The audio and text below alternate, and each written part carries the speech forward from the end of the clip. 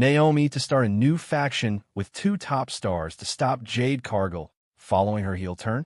Potential explored. On SmackDown this week, Naomi showed her true colors and accepted herself as the mystery attacker of Jade Cargill. This unfolded when Bianca Bilir and Naomi were engaged in an emotional conversation where the Glow stated that she had done everything for Belair and herself. However, when she accepted her guilt, Belair left the ring, leading to Jade Cargill's arrival. The storm destroyed the Glow in the middle of the ring and sent a bold statement that S.O. With the 37-year-old star having officially turned into a heel star, it's possible that she might create a faction of her own to tackle Cargill. Jade has been portrayed as a strong talent since her arrival. She even overpowered the SmackDown star at Elimination Chamber Ple. This leads to the chance that Naomi could start a faction with Lash Legend and Jakara Jackson on the Blue brand. Both Lash and Jakara made their SmackDown debut a few months ago. After this, they were again featured in the NXT shows.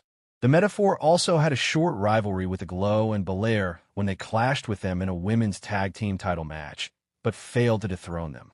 So now that Naomi and Belair are separated, the Glow could approach them for a faction formation. This angle would allow WWE to not only put the real-life BloodLine member in a strong position as a heel star, but also aid them in booking Lash and Jakara significantly on the main roster. Also, the formation of this potential faction will add more value to the women's division of SmackDown and help make the storyline between Jade and real-life BloodLine member more interesting. As we are heading towards WrestleMania 41, things are surely going to be interesting to watch. It will be intriguing to see how the Glow overpowers Jade Cargill ahead of their potential Mania clash. Naomi was already once part of a heel faction in WWE. It's been a very long time since the 37-year-old star played a heel character in the company. However, during her last villainous character run in the Stamford-based promotion, the Glow was part of Team B.A.D. The faction consisted of Naomi, Sasha Banks, and Tamina. Three of them dominated the women's division in a major way during 2015-2016. The faction started in May 2015 when a real-life BloodLine member aligned herself with Tamina to tackle the Bella twins. Post this, Sasha Banks joined them later, and the faction started to be called Team B.A.Later. Banks got separated from the faction, eventually leading to the group's dissolution.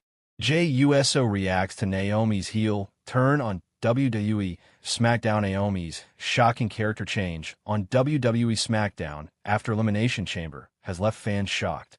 Raw superstar Jey USO has now sent a 6-word message to her during a heartbreaking segment last night. The Glow confessed she put Jade Cargill out of commission in a mysterious backstage attack last November. Naomi explained that she did it to protect Bianca Bilir from Jade Cargill as the latter was hanging on her partner's coattails. The EST of WWE broke down in tears after hearing the truth and decided to end her partnership with the Glow. Although the real-life BloodLine member apologized to Belair for her actions, the latter walked out on her. A disgruntled Naomi then went off on her friend for turning her back on her, calling her ungrateful. Moments later, Jade Cargill arrived at the arena and marched down to the ring to lay waste to Naomi once again. Earlier today, Jey USO took to his Instagram stories and sent a surprising message to Jimmy USO's wife, saying, "Former WWE personality criticizes Bianca Bilir Naomi segment." Speaking on the latest edition of Bro Down Live on Sports Skeeter Wrestle Binge, former WWE head writer Vince Russo pointed out flaws in last night's segment. He said the company could have had Jade Cargill come out to expose her mystery attacker. There's just so many little nuances and things that they don't tell us about. I mean, bro, because you could have told that same story with Jade saying it was Naomi. Then you really had a story with Naomi, saying it wasn't her.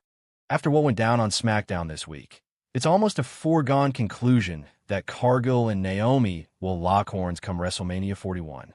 As for Bianca Bilir, she will challenge IYO Sky for the Women's World Championship after the Damage Control member dethroned Rhea Ripley.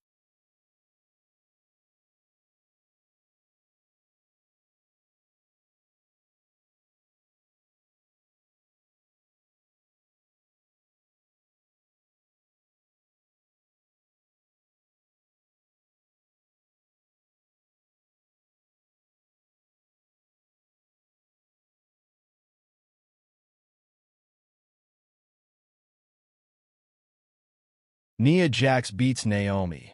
Notches third WWE Women's title defense in SmackDown main event. WWE Women's Champion Nia Jax retained her championship on WWE Smackdown, in part thanks to interference on her behalf over Naomi. Naomi pinned Jax last month after interference from Women's World Champion Liv Morgan and Raquel Rodriguez before Crown Jewel. Jax started off the match hot, immediately getting her opponent in the corner and overpowering her.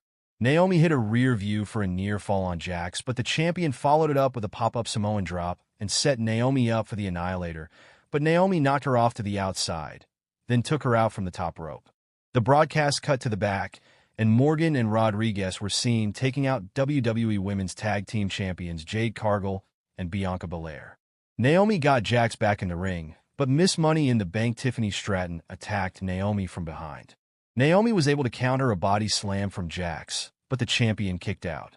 Stratton tried to interfere again, but Bayley took her out. Naomi hit a split-legged moonsault, and Jax barely kicked out.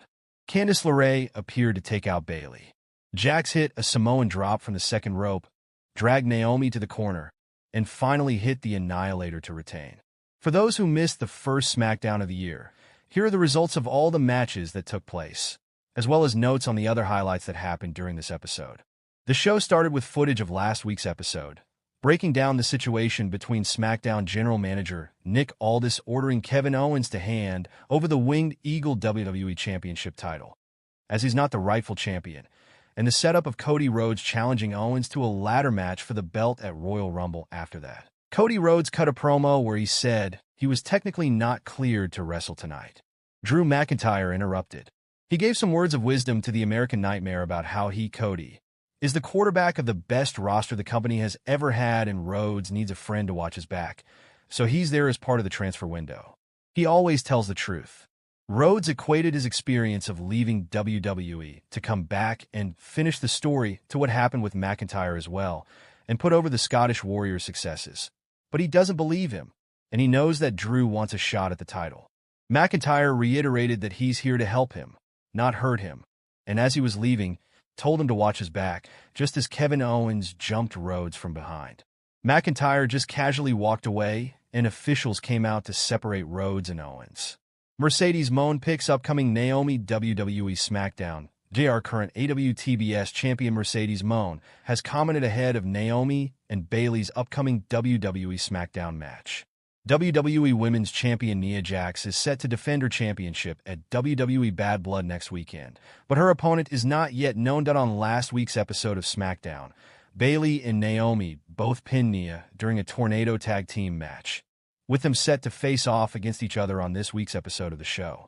Taking to Twitter today, Naomi asked her followers for help in choosing which of two ring gear she should wear for the match, showcasing a new wig and other Uno-themed gear. Responding to the question, AWTBS champion Mercedes Moné responded, picking the Uno-themed gear for Naomi, saying, "Is there a heel turn in Naomi's future in the WWE?